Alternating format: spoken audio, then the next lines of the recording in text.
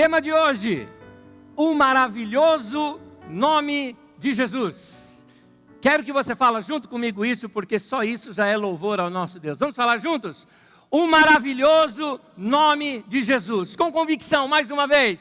O maravilhoso nome de Jesus. Nós precisamos conhecer um pouco mais sobre a obra da cruz.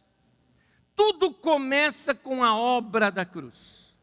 A morte de Jesus na cruz, o seu sepultamento, a sua ressurreição, todo este acontecimento é chamado de a obra da cruz. E a Bíblia fala que ele venceu na cruz. E nós às vezes não compreendemos muito sobre a vitória de Jesus na cruz, porque a cruz parece para nós derrota. Afinal de contas, o que você vê Jesus na cruz? Você vê um homem sentindo dores, você vê um homem crucificado, imobilizado e depois morto. Você fala, como vitória na cruz, sendo que parece derrota? Tem algumas coisas que nós precisamos entender sobre o sofrimento de Jesus. Meu irmão, minha irmã, quando a Bíblia fala que Jesus sofreu no nosso lugar, quando você canta, por exemplo, obrigado Jesus que o Senhor morreu no meu lugar, sofreu no meu lugar, eu queria que você soubesse que esse sofrimento de Jesus foi muito maior do que qualquer filme de Hollywood tenta passar.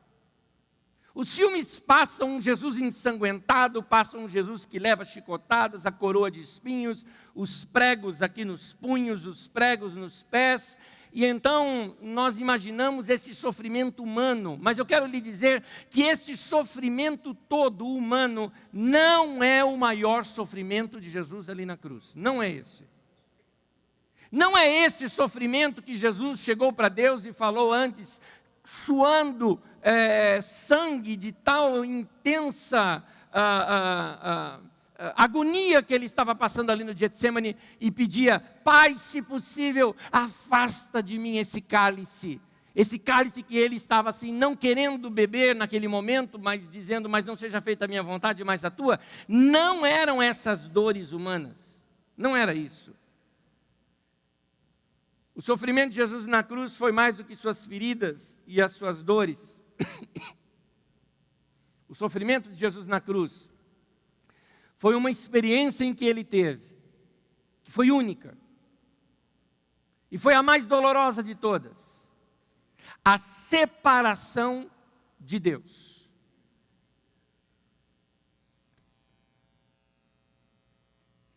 Lá na cruz, foi colocado sobre Jesus todos os nossos pecados.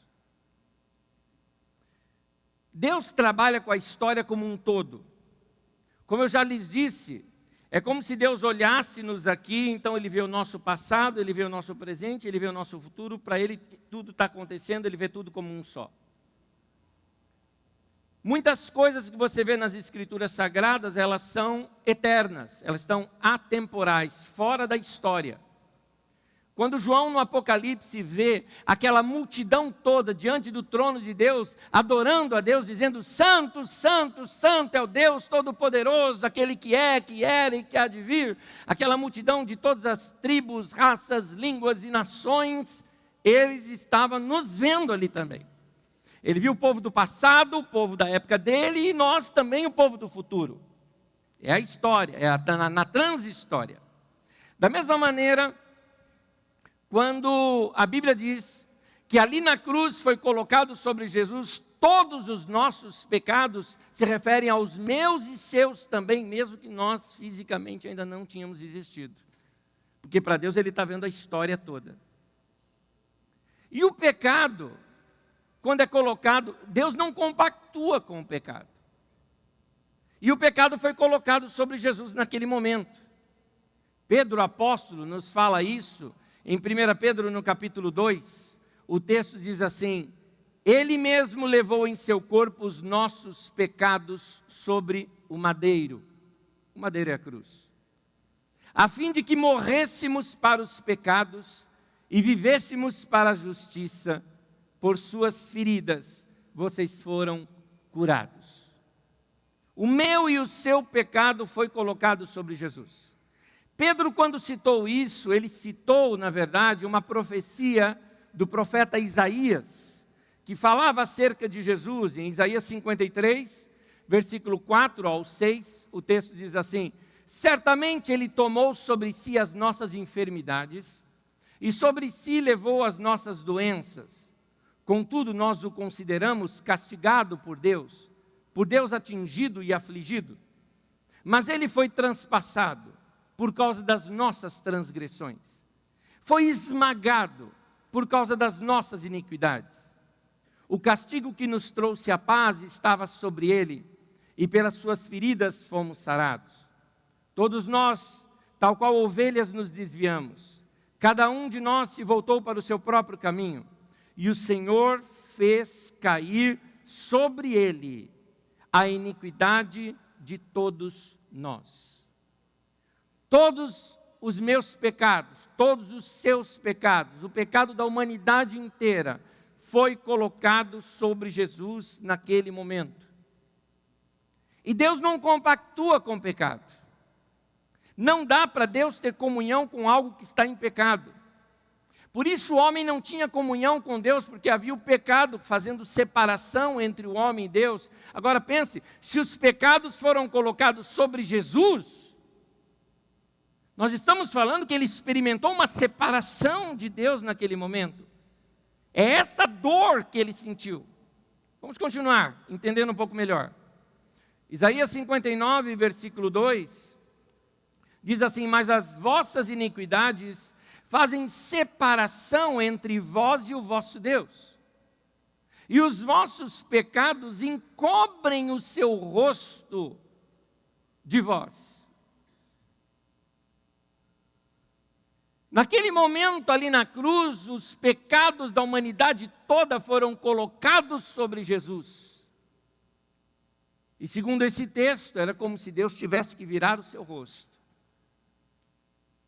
Nossos pecados foram tirados de nós e colocados sobre Jesus. Assim, Ele experimentou algo que Ele nunca havia experimentado em toda a sua existência, aliás, pré-existência. Ele era um com Deus. A comunhão dele com Deus era única, nunca havia tido nada entre ele e o Pai. E naquele momento, ali na cruz, é colocado sobre ele os nossos pecados. E por causa dos nossos pecados colocados sobre ele, ele percebe: não tenho mais essa comunhão com Deus. Ele sofreu a nossa morte naquele momento. Tem mais. No texto das Escrituras Sagradas, conta que Jesus estava ali na cruz. E naquele momento, ali no texto de Mateus, diz assim que por volta das 3 da tarde, Jesus bradou em alta voz: Eloi, Eloi, lama sabachthani, que significa: meu Deus,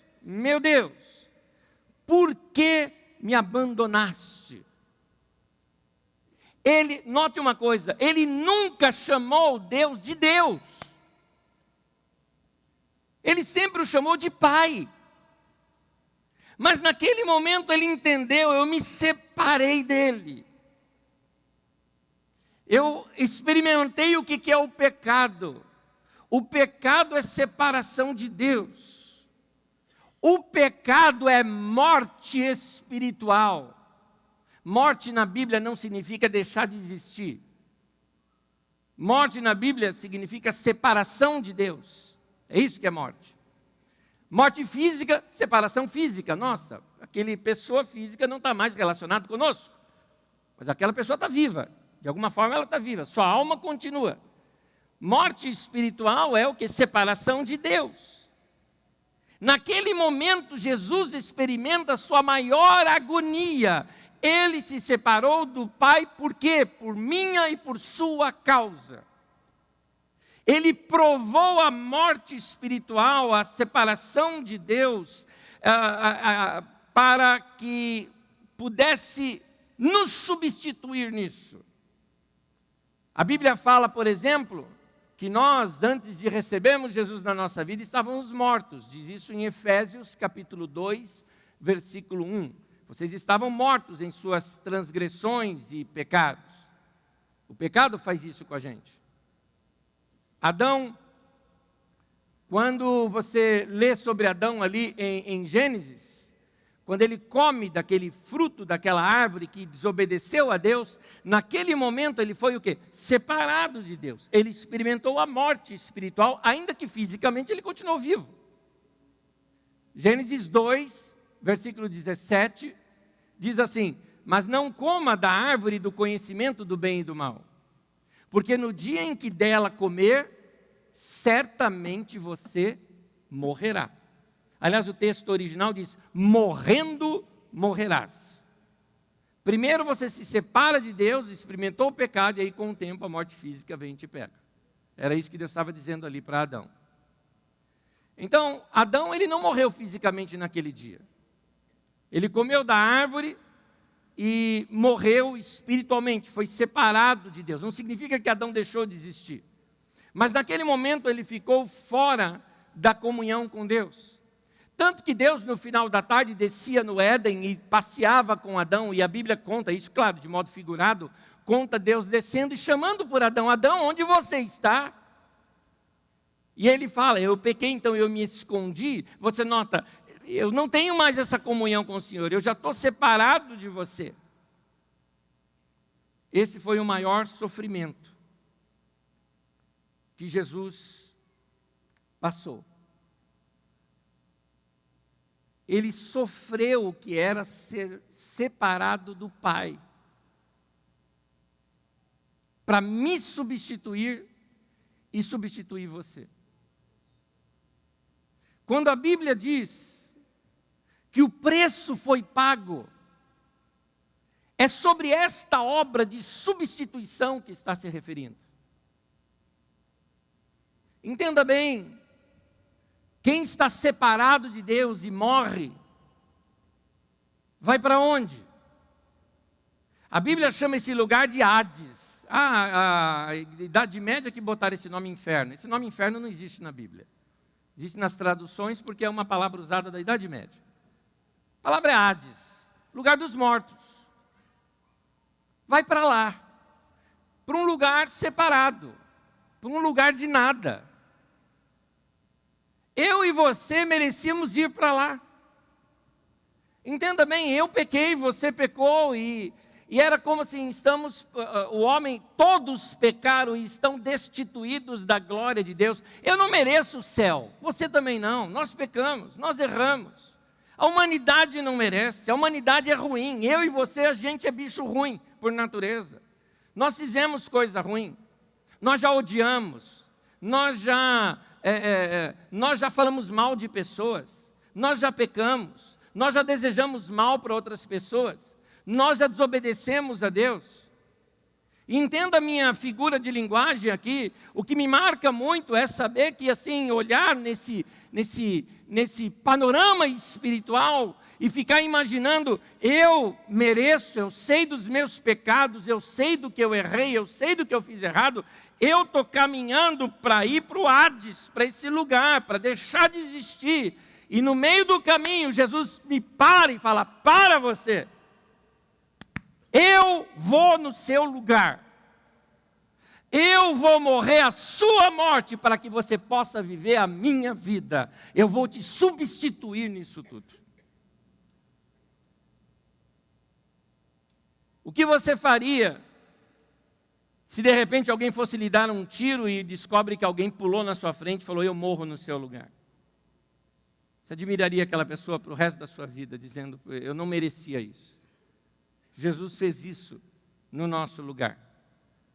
A Bíblia diz em 2 Coríntios, capítulo 5, versículo 21, aquele que não conheceu o pecado, Jesus não pecou, não sabia o que era o pecado, Deus o fez pecado por nós, para que nele fôssemos feitos justiça de Deus. Deus pegou o pecado de toda a humanidade e colocou sobre ele. Mas as agonias continuam. Não é só isso. Quem morre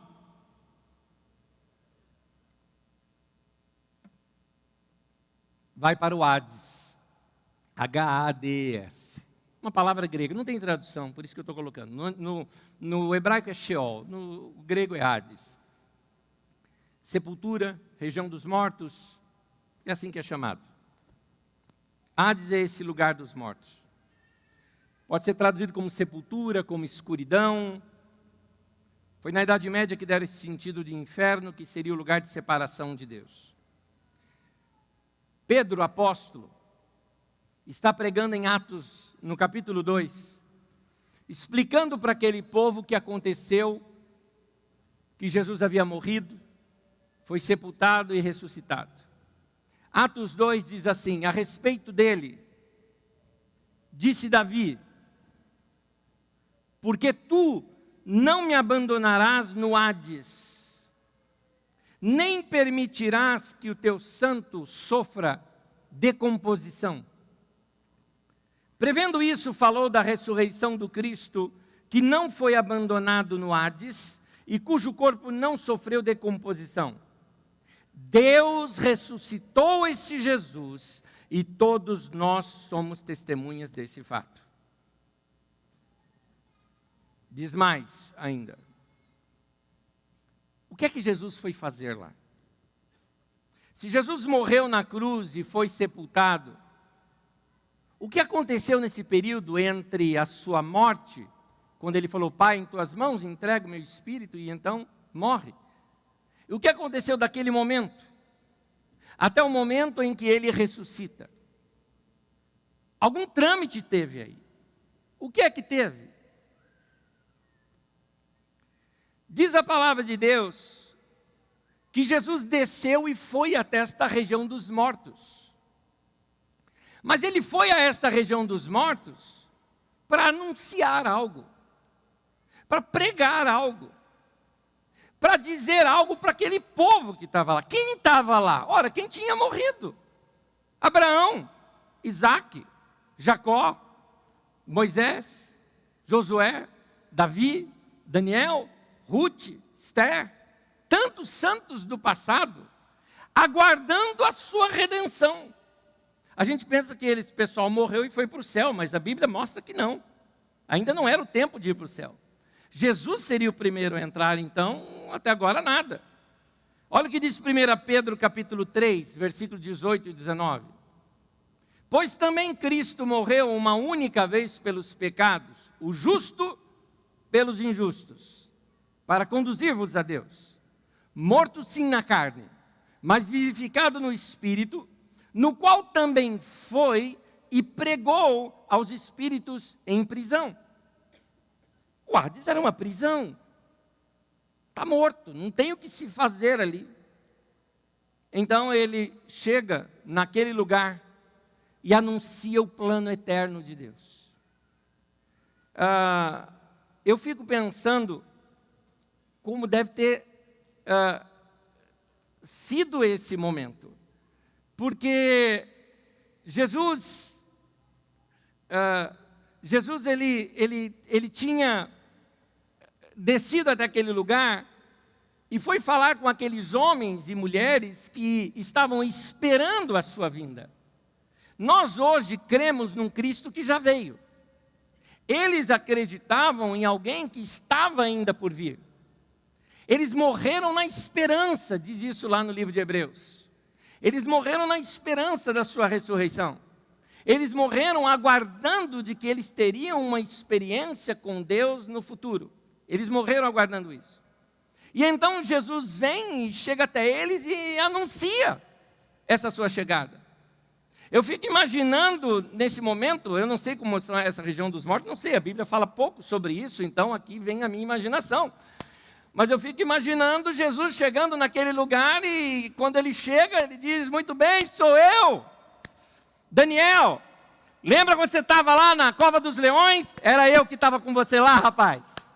Sadraque, Mesaque, Abednego. Lembra daquela fornalha de fogo? Quente o lugar, não? Pois é, eu era o quarto homem que estava com vocês ali naquela fornalha. Lembra-se, Moisés, quando você viu ali o mar se abrindo e tudo mais? Fui eu que realizei esse milagre, rapaz. Eu estava com você, não te abandonei em nenhum momento. Fui eu que apareci para você e falei com você ali naquela sarça ardente. E ele vai contando ali, vai fazendo aquelas pessoas entenderem. E o que iria acontecer com eles ali? Ele estava preparando-os para um tempo novo da sua história e da sua existência.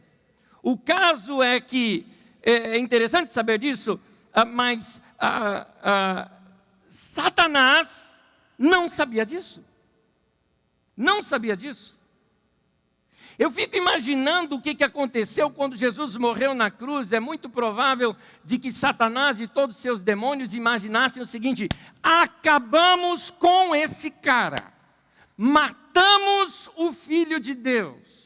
Ele causou problema com a gente, porque imagina quanto problema o diabo não teve com Jesus aqui na terra, né? Imagina aquela situação toda. Ele está lá no inferno com um monte de demônio desempregado lá com ele, que foi tudo expulso, né, da turma que estava lá na terra, né? E ele está lá imaginando nesse momento: Jesus morreu, nós o vencemos, nós triunfamos sobre ele. Mas ele não sabia que a obra da cruz tinha apenas começado, algo novo que mudaria completamente a história para toda a humanidade. Diz a palavra de Deus que se ele soubesse, não teria crucificado Jesus. 1 Coríntios 2, versículos 7 e 8 diz assim: mas falamos a sabedoria de Deus em mistério, outrora oculta, a qual Deus pré-ordenou desde a eternidade para a nossa glória. Estava oculto tudo isso, ninguém sabia, ninguém imaginava que isso iria acontecer. Sabedoria essa que nenhum dos poderosos desse século conheceu. E aqui está falando dos demônios. Porque se a tivessem conhecido, jamais teriam crucificado o Senhor da glória. Se Satanás soubesse disso, ele nunca teria influenciado vidas para crucificar a Jesus. É nesse momento em que Jesus desce até esta região do Hades. Por uma razão: Satanás tinha autoridade sobre a morte. Satanás tinha autoridade sobre esse mundo. Quando ele obteve essa autoridade? Quando Adão pecou. Porque Deus deu o mundo ao ser humano, Deus deu o mundo à humanidade. Quando Adão pecou, ele entregou essa chave nas mãos do diabo, e o diabo mandava nesse mundo. Tanto que Jesus fala: vem aí o príncipe deste mundo, e ele não tem nada a ver comigo. Ou seja, Satanás mandava. Mas nesse momento em que Jesus morre, desce até aquele lugar, era como se ele chegasse assim e falasse: eu te venci, me dá essa chave aqui na minha mão agora. Tanto que quando João o vê lá em Apocalipse 1, 18, diz assim: eu sou aquele que vive, estive morto, mas agora estou vivo para todo sempre, e tenho as chaves da morte e do Hades. A vitória de Jesus foi tão grande sobre o diabo, que nem a chave da casa dele ele tem mais. Essa é a autoridade de Jesus. Essa é a autoridade de Jesus. Ele tomou posse. Pode notar que é só depois da ressurreição que ele diz o seguinte: toda autoridade me foi dada nos céus e na terra. Ele venceu. Ele venceu. Eu quero ilustrar algo aqui para você de uma maneira muito linda. Um irmão muito querido chamado Carmen, muito tempo atrás, ele narrou esta descida de Cristo ao Hades através de uma música. Eu vi um clipe dele, eu vi um show dele, mas encontrei um irmão que fez um desenho com a música dele. Ontem à noite trabalhamos, eu, o Christian também ali, Cristiano, e fiz a tradução, o Cristiano legendou, e nós temos um vídeo aqui para você assistir, onde vai descrever perfeitamente esse momento, porque Jesus foi ali para a sepultura, mas naquele momento em que ele está ainda na sepultura, vai contando o drama de Satanás. E agora, o que nós vamos fazer com ele morto aqui dentro, junto com a gente? Vamos ver isso daqui, entra comigo na história, vamos lá. O desenho é bem infantil, mas é muito gostoso a gente ver. Entra comigo na história. Som bem alto, vamos lá.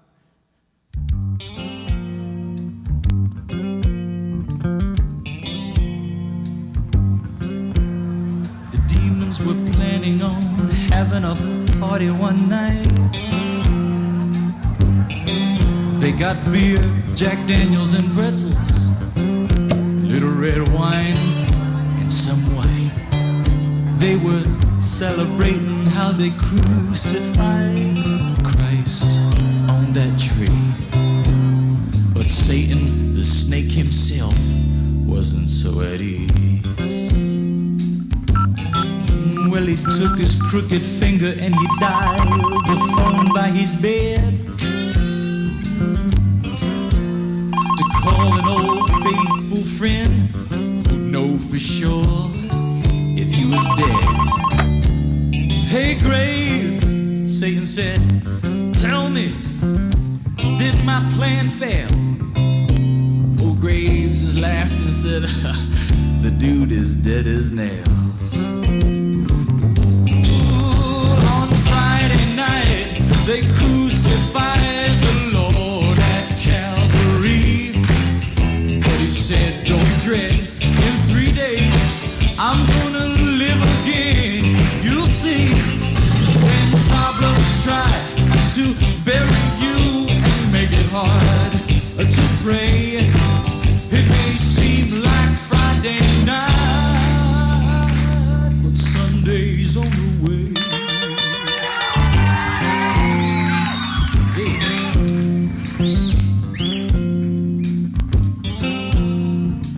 A tranquilizer and a horror flick didn't calm Satan's fear.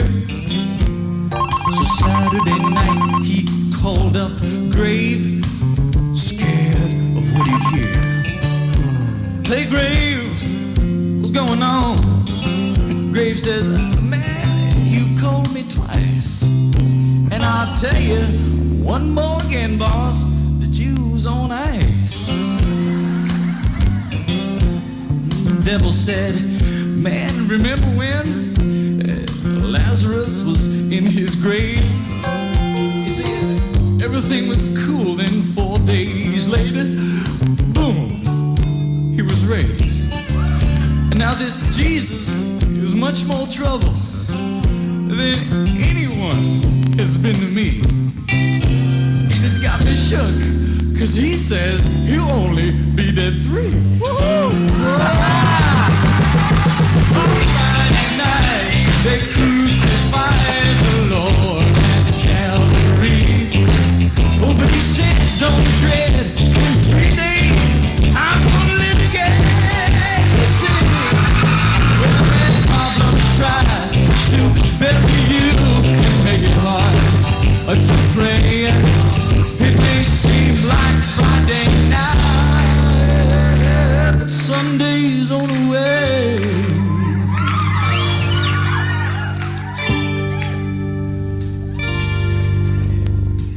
Sunday morning, Satan woke with a jump, ready to blow a fuse. He was shaking from the tips of his pointed ears to the toes of his pointy shoes. He said, Grave, tell me, is he alive? I don't want to lose my neck. The Grave said, your evilness, maintain your cool. You're a wreck.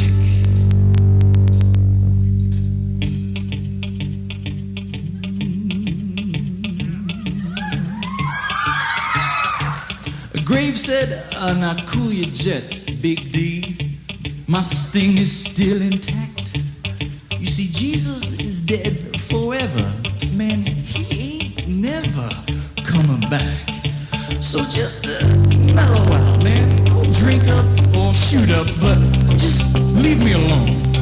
And I'll catch you later. Hey.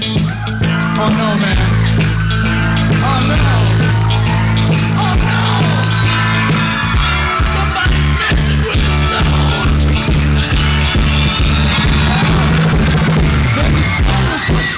And it bounced a time or two, and an angel stepped inside, said, hey, I'm Gabriel, who are you? If you're wondering where the Lord is at this very hour, I'll tell you he's alive and well with resurrection power. Tonight, they crucified the Lord, Calvary. Oh, he said,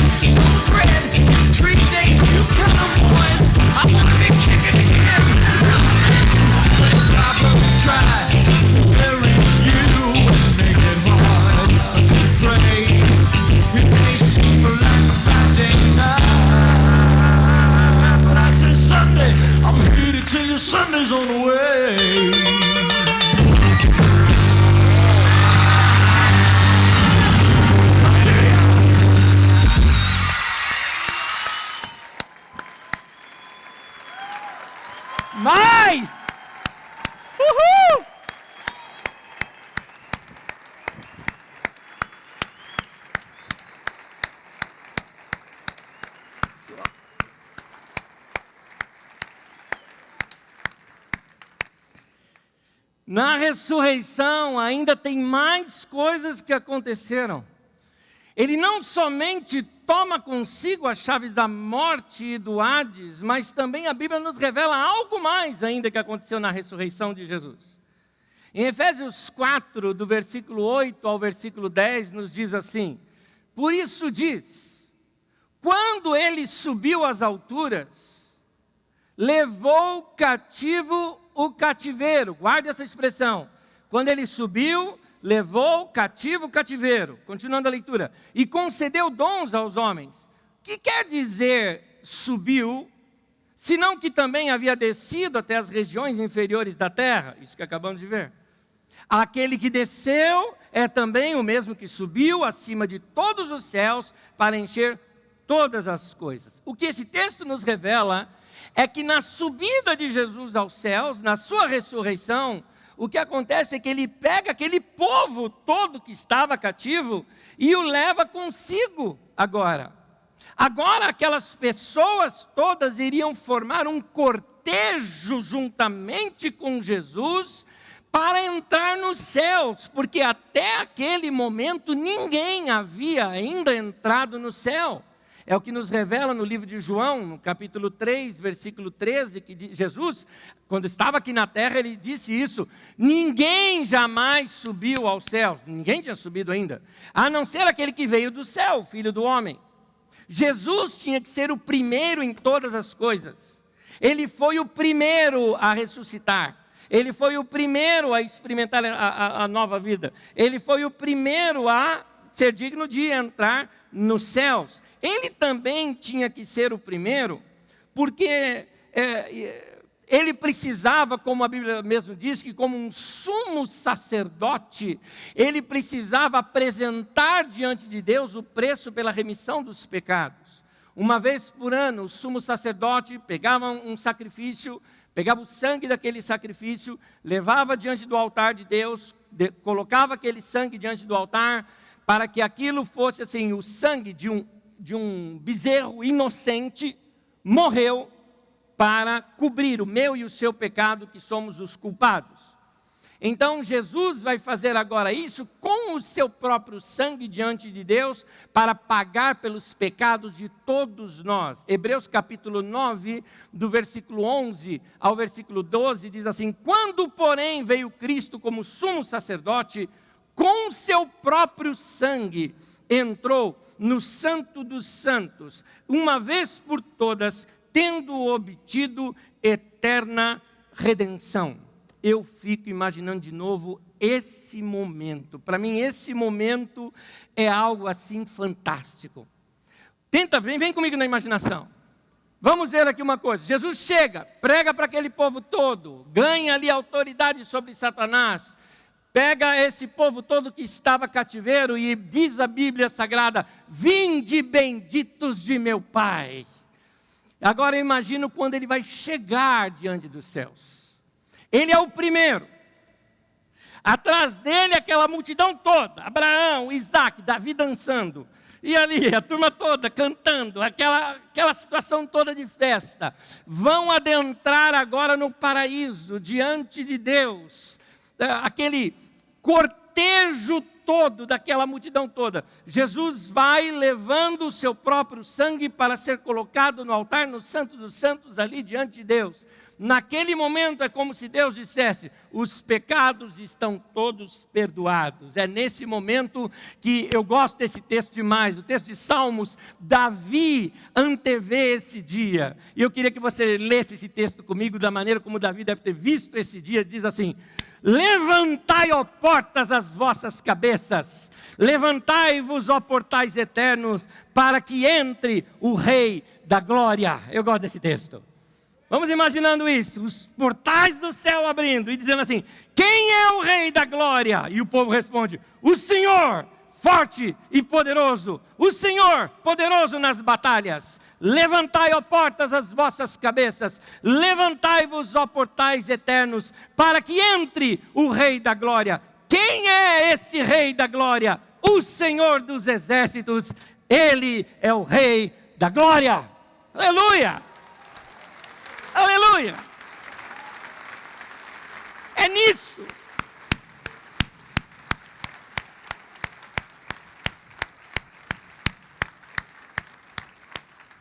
Eu tenho mais para ministrar, mas eu quero você em pé comigo já. Vem, fique em pé comigo. Fique em pé comigo.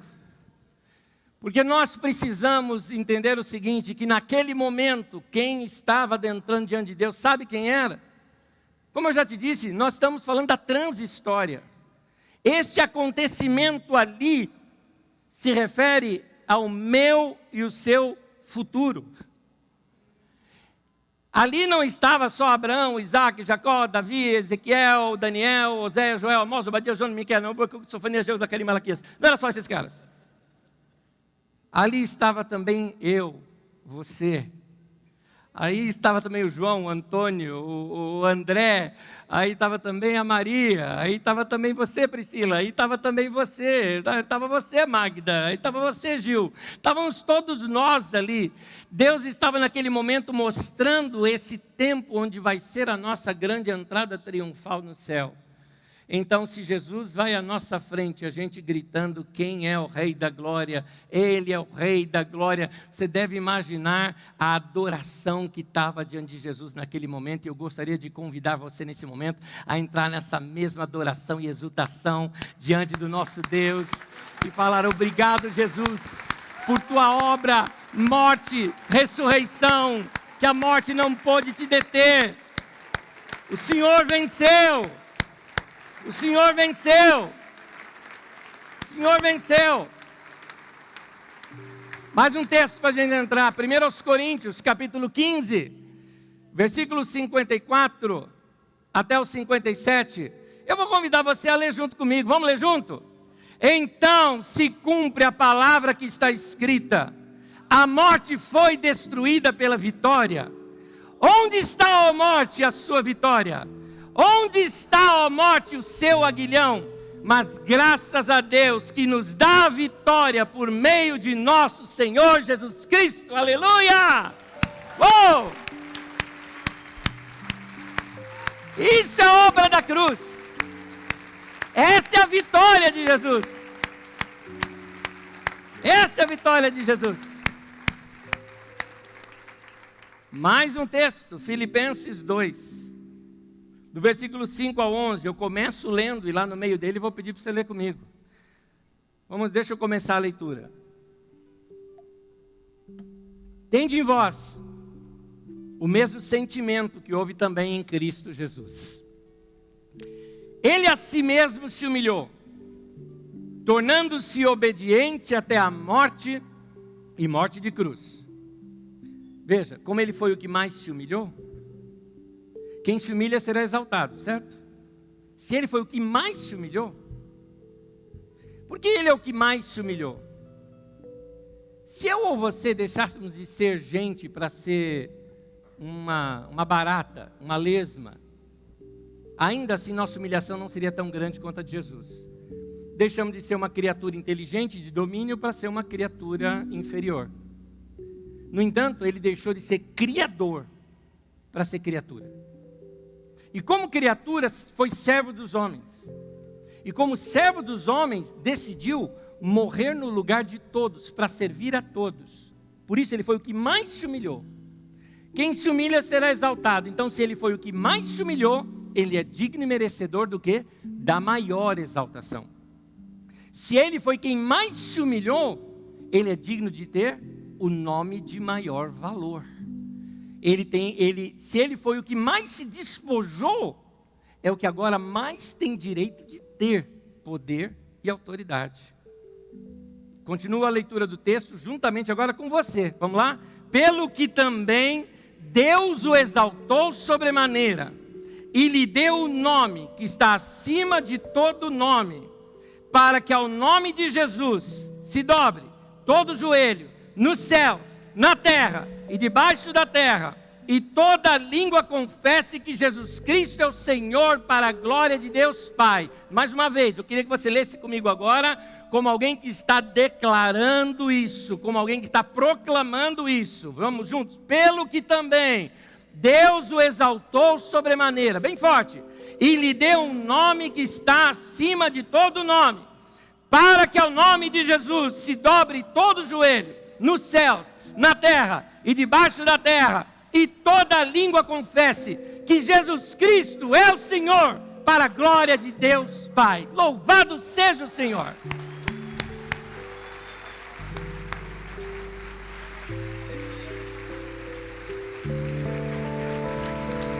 Glória a Deus.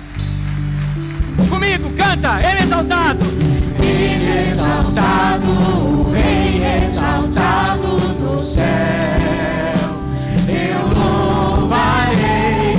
Ele é exaltado, para sempre exaltado o seu nome. Louvarei.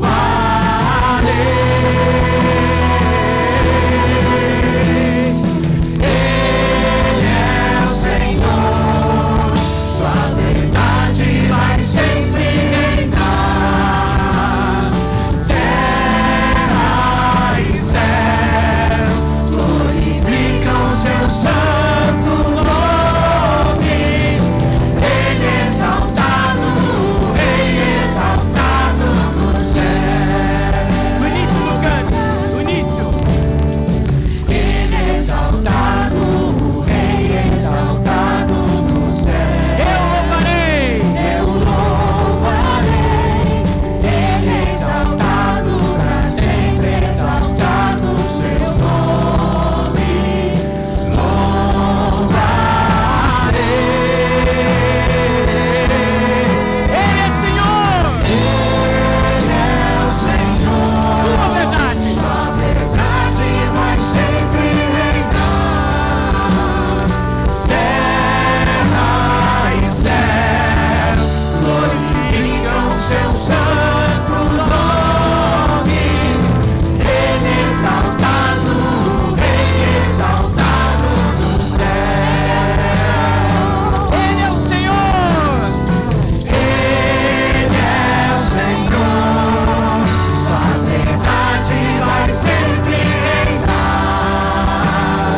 Terra e céu glorificam seu santo nome. Ele é exaltado, o Rei exaltado no céu. Ele é exaltado, o Rei exaltado no céu. Ele é exaltado, o Rei exaltado no céu.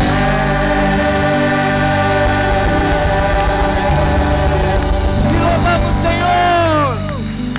Seja exaltado em nossas vidas. Seja exaltado por tudo que o Senhor fez. Te adoramos, Senhor Jesus. Reconhecemos o teu senhorio, o teu nome que é sobre todo nome. Seja exaltado, Jesus, em nossas vidas. Obrigado por tão grande salvação. Obrigado por nos resgatar. Obrigado pelo preço que foi pago em nosso lugar. Obrigado por ter morrido a nossa morte para nós vivermos a sua vida. Obrigado, Jesus. Obrigado, Jesus. Obrigado, Jesus. Louvado seja o Senhor.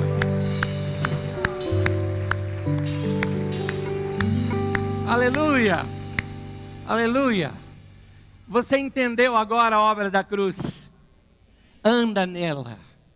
Por isso que a Bíblia fala de tão grande salvação. Foi isso que Deus fez conosco. Estamos salvos.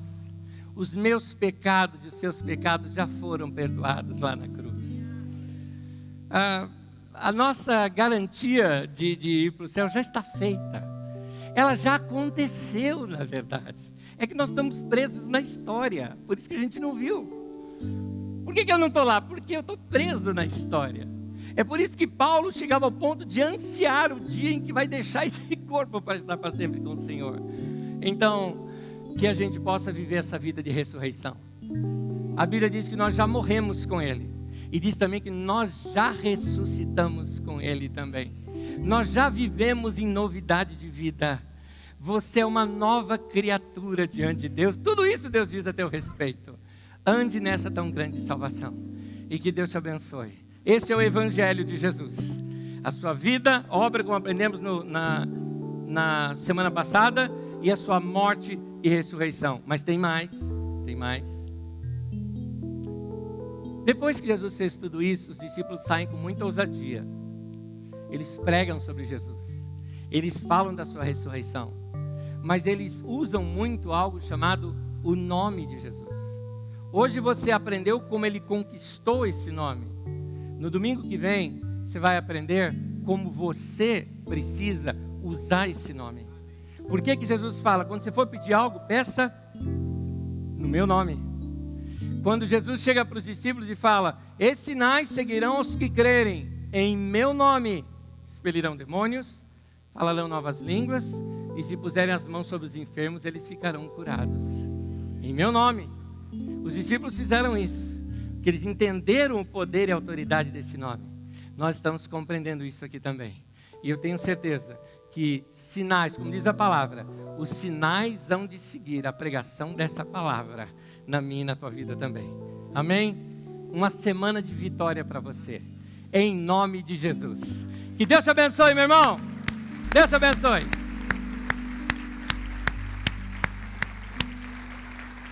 Dá um abraço no seu irmão, vai na paz. Deus te abençoe e até domingo que vem.